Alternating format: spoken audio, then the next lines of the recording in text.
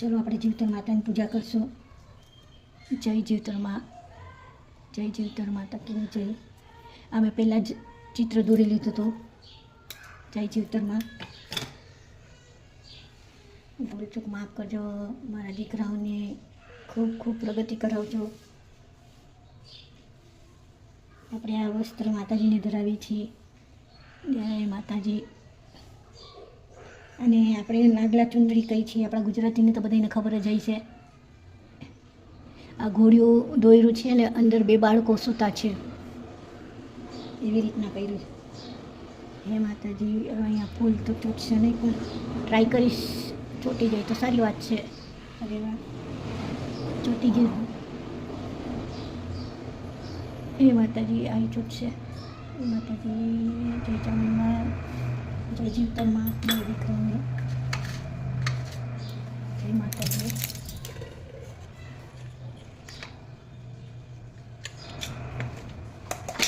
માતાજીને દીવો પ્રગટાવી દીધો છે મેં. અગરબત્તીનો દીવો કરી નાખશું. આજે બુધવારમાં અમારી લાઇટ વહી જાય છે એટલે અંધારામાં કરવું પડે. જય જીવતરમાં ટકી જય. જય જીવતરમાં. હે માતાજી. મારા બાળકોની રક્ષા કરજો, એમની આધિવ્યાધી ટાળજો, એમની બધી મનોકામના પૂરી કરજો. હારા ઘરમાં આ ઘર સંસાર વસી જાય, એમની ખૂબ તરક્કી થાય, એમની પેઢીઓ સુખ શાંતિથી રહે, એમને ખૂબ જ ધન દોલત 7 પેઢીઓ સુધી ખૂટે નહીં એટલું ધન ધાન્ય સુખ સંપત્તિ અને સંસ્કાર બધું આપજો. હે જીવતરમાં દયા કરજો. મારાથી ભૂલ ચૂક થાય તો માફ કરજો.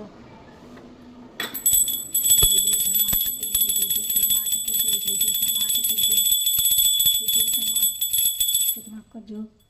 માતાજીને પ્રસાદીમાં ઘઉંના લોટની કુલેર કરવાની હોય, બાજરાના લોટની હોય તો પણ ચાલે. આ જો આ કુલર મેં બનાવેલી છે. સોરી, આમ દેખાડું. આ જો આ કુલર માતાજીને આપણે આ 2 બાળકો છે એને આપણે ખવડાવશું. જય જીવતરમાં ટકી જય. જય જીવતરમાં. થોડું માફ કરજો, અમારા પર દયા કરજો. હે જીવતરમાં. ચલો હું હવે છે ને જીવતરમાંની વાર્તા કરવો. આપણે જીવતરમાંની વાર્તા સાંભળીએ. જીવતરમાંને 5 કોળીઓ કઢી લઈશું પ્રસાદીનો. જય જીવતરમાં. થોડું માફ કરજો, અમારા પર દયા કરજો. હે જીવતરમાં. મારા દીકરાઓને જે બી રહે એમની બધાની રક્ષા કરજો. મારા દીકરાઓની, મારા ચામુંડ છોરુનાઓની, જે પણ આ વિડીયો જોવે છે, સાંભળે છે, બધાની ઈચ્છા મનોકામના પૂરી કરજો માતાજી. ચલો હું થોડોક આમ નીચે કરીને દેખાડું. આ જો રસોડામાં મારા આ જો આવી રીતના અમે 5 કોળિયા માતાજીને ધરાવ્યા છે. આ પૂજાપો છે, અહીંયા આપણે પૂજા કરી છે. ચલો આપણે જીવતર માતાની વાર્તા કરીએ. જય જીવતર માત કી જય. હાથમાં ચોખાના દાણા લઈ લઈશું 5. જો આ એ વ્રત જીવરત માતાની વાર્તા છે. હું ગાઉં છું, સોરી હું વાંચું છું. નવી પરણેલી વહુ પરણ્યા પછી પહેલાં અષાઢ વદ તેરસથી આ વ્રત લે છે અને અમાસના દિવસે પૂરું કરે છે. એ દિવસે સવારે વહેલા ઉઠી નાહી ધોઈ એ વ્રત જીવતર નામની દેવીઓનું પૂજન કરે છે. દિવસે માત્ર ફળહારી ખાઈને રાત્રે જાગરણ કરે છે. આ રીતે વ્રત 5 વર્ષ સુધી કર્યા પછી ઉજવાય છે. એ વખતે 5 કે 7 બ્રાહ્મણોને જમાડી યથાશક્તિનું દાન આપવું. આ વ્રત પતિના દીર્ઘાયુ માટે કરે છે. જય માતાજી. આમાં વિધિ કરી છે અને મને આમાં પતિ માટે કરે છે. એ વ્રત 2 દિવસ કરવાનું હોય છે, 2 દિવસ જાગવાનું, 1 રાત ને 2 દિવસ જાગવાનું હોય છે. એટલે એ 2 દિવસનું વ્રત હોય છે. અને જે સ્ત્રી બાળકો માટે કરે છે એ જીવતરના દિવસે એટલે બીજા દિવસે એ જીવતરમાંનું વ્રત કરે છે એના બાળકો માટે. એટલે આ વિધિ હતી અને અમે તમને બીજી વિધિ જીવતરમાંની કીધી. હવે આ વાર્તા હું વાંચું છું, તમે સાંભળજો. જય માતાજી. જય વ્રત જીવરત. ચાલો આપણે વાર્તા સાંભળીએ. એક ગામમાં બ્રાહ્મણ અને બ્રાહ્મણી રહેતા હતા. બ્રાહ્મણ જ્ઞાની અને ધાર્મિક હતો. તેઓ બધી વાતે સુખી હતા, પણ તેમને એક વાતની ખોટ હતી. તેમને શેર માટીની ખોટ હતી. એમને કોઈ સંતાન હતું નહીં. આ વાતથી તેઓ ખૂબ જ દુઃખી રહેતા. એક દિવસ બ્રાહ્મણે વિચાર્યું કે આમ ઘરમાં બેઠા બેઠા દુઃખી થવાથી કાંઈ વળવાનું નથી. લાવ હું બધી ચિંતા છોડી દઉં, શંકર ભગવાનને રીઝવું. તે તો આવો નિર્ણય કરી જંગલ તરફ ચાલી નીકળ્યો. તે ચાલતો ચાલતો ઘોર જંગલમાં આવ્યો. ત્યાં તેણે એક મહાદેવનું મંદિર જોયું. આ મંદિરમાં કોઈ આવજાવ કરતું નહીં, તેથી બ્રાહ્મણે અહીં બેસી જ તપ કરવાનું વિચાર્યું. બ્રાહ્મણે પ્રથમ તો આખું મંદિર સાફસૂફ કરી દીધું. પછી ભગવાન શંકરની પૂજા કરવા બેસી ગયો. તેણે સતત 6 દિવસ સુધી કઠોર તપ કર્યું, છતાં ભગવાન શંકર પ્રસન્ન ન થયા. એ દરમિયાન એક પારઘી બકરું લઈને ત્યાં આવી ચડ્યો. તેને જય ભોલેનાથ કહીને બકરાના ગળા ઉપર તલવારનો ઘા ઝીકી દીધો. પારઘીનું આવું અધમ કૃત જોઈને ભગવાન શંકર પ્રસન્ન થઈ ગયા અને બોલ્યા, હે પારઘી, તારે શું જોઈએ છે? પ્રભુ, મારે 7 પુત્રો જોઈએ છે. તથાસ્તુ, તને 7 દીકરા થશે. પારઘી તો વરદાન લઈને ચાલ્યો ગયો. આ જોયું બ્રાહ્મણ આશ્ચર્ય પામ્યો. તે વિચારવા લાગ્યો કે હું સતત 6 દિવસ સુધી ભૂખ્યો તરસ્યો તપ કરું છું, છતાં ભગવાન શંકર પ્રસન્ન થતા નથી. અને આ પારઘીએ એક નિર્દોષ પ્રાણીનો જીવ લીધો તો ભગવાન શંકર પ્રસન્ન થયા. શું ભગવાનના ઘરે પણ અન્યાય જ છે? આવો અન્યાય જોઈ બ્રાહ્મણે મહાદેવજીના શિવલિંગ ઉપર માથું પછાડી મરી જવાનો નિર્ણય કર્યો. બ્રાહ્મણે જેવું માથું પછાડવા જાય છે ત્યાં ભગવાન શંકર પ્રગટ થયા અને બોલ્યા, હે બ્રાહ્મણ, મારા શિવલિંગને માથું પછાડી તું શા માટે અપઘાત કરે છે? બોલ, તારે શું જોઈએ છે? બ્રાહ્મણે કહ્યું, હે પ્રભુ, હું નિત્ય તમારી સેવા કરું છું, છતાં મારે એ ઘેર પાણું નહીં. અને પેલા પારઘીને એક ઘડીમાં 7 છોકરા. ભગવાને બ્રાહ્મણને શાંત કર્યો અને બોલ્યા, જો પેલા છાણનો પોદળો, તેમાં કેટલા કીડા ખદે છે. પારઘીએ 7 છોકરા આપ્યા, પણ એ વાત જાણજે. જા, તને હું એક દીકરો આપીશ, પણ તું એને પૂરું ભણાવજે અને તે પૂરું ભણી રહે પછી જ તેને પરણાવજે. એ પહેલાં તેના લગ્ન કરીશ નહીં. સારું કહી બ્રાહ્મણ તો પોતાના ઘેર ગયો. થોડા દિવસમાં બ્રાહ્મણીને ગર્ભ રહ્યો. પૂરા 9 માસે તેને રૂપાળા દીકરાને જન્મ આપ્યો. દીકરો દિવસે દિવસે મોટો થવા લાગ્યો. છોકરો 5 વર્ષનો થયો એટલે બ્રાહ્મણે તેને નિશાળે મૂક્યો. એ છોકરો ભણવામાં ખૂબ જ હોશિયાર હતો. એકવાર વાંચીને આખો પાઠ એને મોઢે થઈ જાય. ધીરે ધીરે છોકરો મોટો થવા લાગ્યો. તે 12 વર્ષનો થયો કે ગામેથી એના માંગા આવવા માંડ્યા. આ જોઈ બ્રાહ્મણની હરખાઈ ઉઠ્યા. હરખમાં તેઓ ભગવાન શંકરે આપેલી શરત પણ ભૂલી ગયા. છોકરાનો અભ્યાસ હજી પૂરો થયો નહોતો. બ્રાહ્મણે તો સારી છોકરી જોઈ સગપણ નક્કી કરી નાખ્યું અને સારું મુહૂર્ત જોઈ લગ્ન પણ લઈ લીધા. તેને સગા સંબંધીઓને તેડાવી જાન જોડી ઉપડ્યા વેવાઈને ઘેર.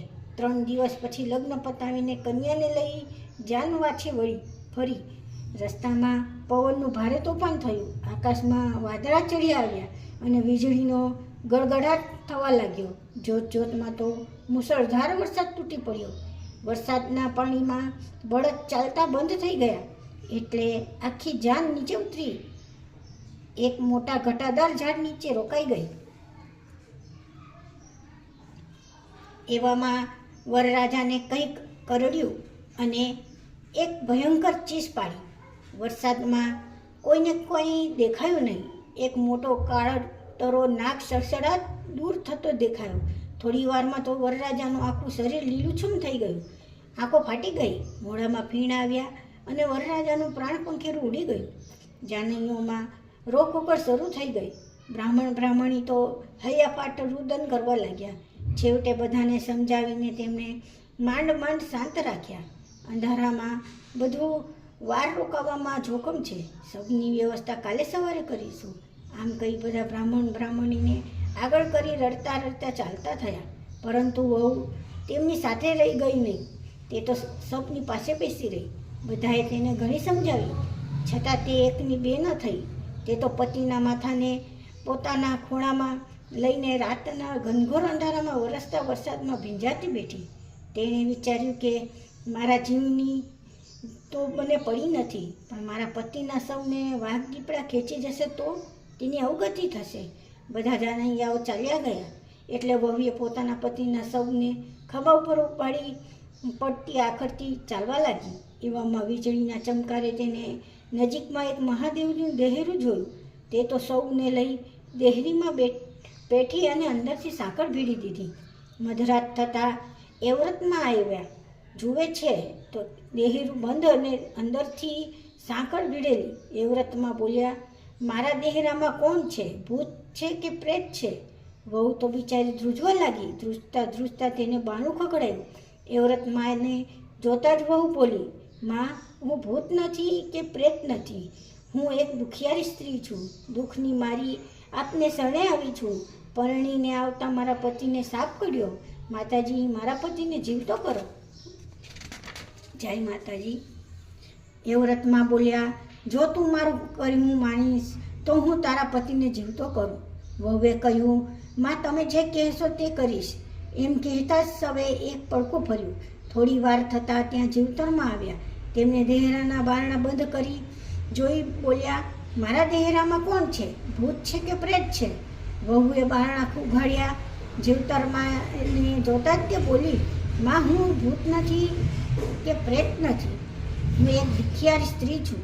મારા પતિના સૌની રખેવાળી કરું છું. માં, મારા પતિને સજીવ કરો. જીવતરમાં બોલ્યા, તારા પતિને સજીવ કરું, પણ તું મારું કરું હું કરીશ. વહુએ હા કહેતા સવે બીજું પડખું ફેર્યું. થોડી વાર થતાં જયામાં આવ્યા. એમને પણ વહુને એવું જ કહ્યું. ત્યારે વહુએ પણ હા ભણી એટલે સૌમાં શ્વાસ ચાલતો થયો. છેલ્લે પહોળે વિજયામાં આવ્યા.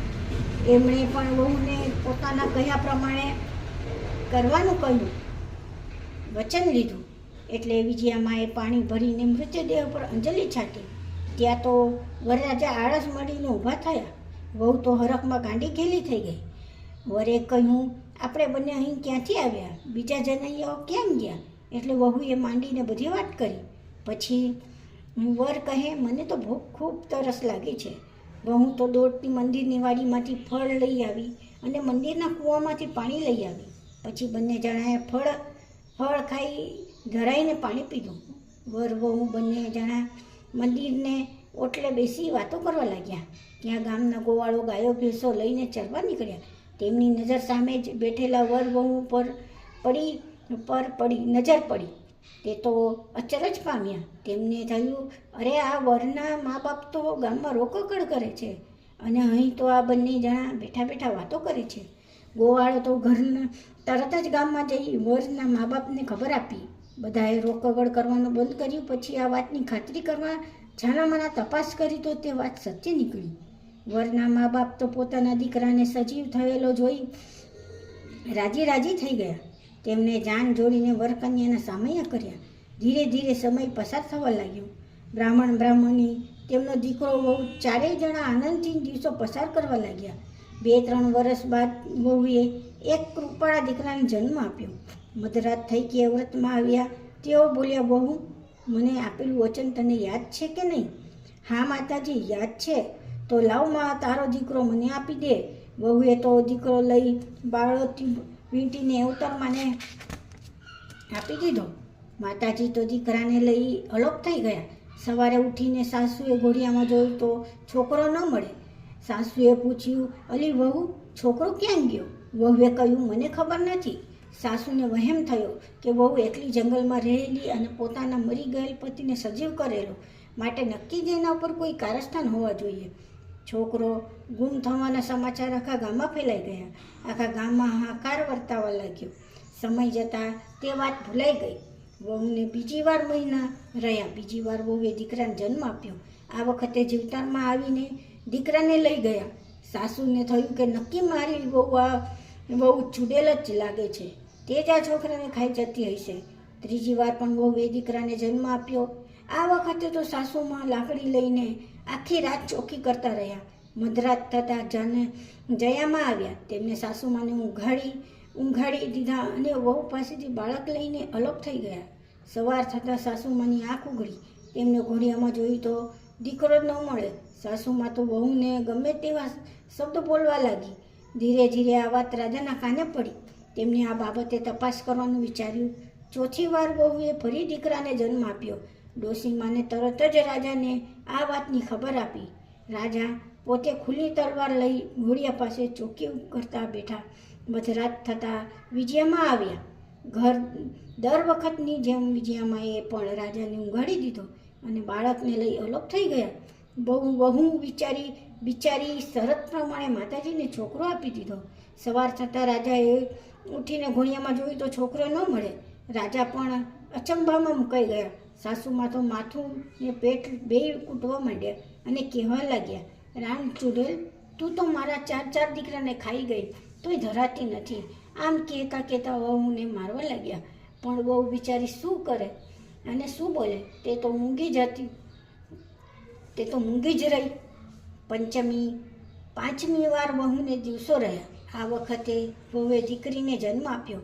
સવાર થતાં સાસુમાએ જોયું તો દીકરી જીવતી રહી. દીકરીને જોઈ કોઈ લઈ ગયું નહીં. એટલે વહુએ કહ્યું, બા, મારે ગોરાણી જમાડવી છે. આજે મારું વ્રત પૂરું થયું છે. સાસુ તો રાતી પીળી થઈ ગઈ ને બોલી, તને ફાવે તેમ કર, મને કાંઈ પૂછેશ નહીં. વહુ તો સવારે નાહી ધોઈ દેહરામાં ગઈ. 4 દેવીઓને ચાંદલા કર્યા અને બોલી, એ વ્રતમાં, જીવ્રતમાં, જયામાં, વિજયામાં 4 બહેનો મારે ત્યાં ગોરાણીઓ થઈને જમવા આવજો. સાંજ થતાં જ્યારે માતાજી જમવા પધાર્યા, માતાજી જમવા બેઠા ત્યાં તો ઘોડિયામાં પેલી છોકરી રડી.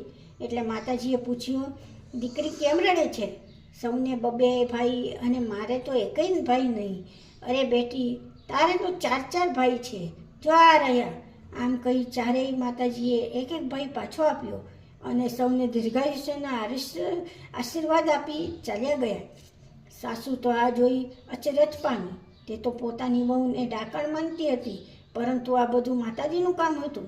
સાસુમાએ વહુની માફી માંગી. વહુ તો 4 દીકરા જોઈ રાજી થઈ ગઈ. વહુને પોતાના પતિને બચાવવા માટે 4 દીકરાનો ભોગ આપેલો. આજે માતાજીની કૃપાથી જ તેને 4 દીકરા પાછા મળ્યા. આખા ગામમાં આ વાત ફેલાઈ ગઈ. બધા વહુના વખાણ કરવા માંડ્યા. હે વ્રતમાં, હે જીવતરમાં, હે જયામાં, તમે જેવા પણેલી વહુને પડ્યા એવા તમારા વ્રત કરનાર સૌને ફળજો. જય વ્રત જીવ્રત માત કી જય. ચકલી દાણા ચણ કોઠાર ભર. જય માતાજી. મારા પરિવારની રક્ષા કરજો, મારા દીકરાઓની રક્ષા કરજો, મારા પતિની રક્ષા કરજો માતાજી. જય મા ચામુંડા.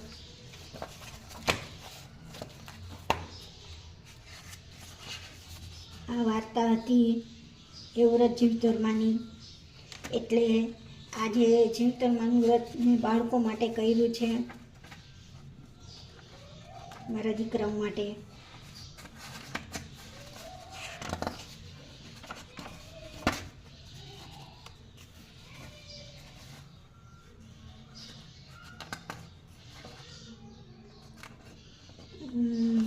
માતાજીની આરતી ગોતું છું. માતાજીની આરતી કરી લઈએ આપણે.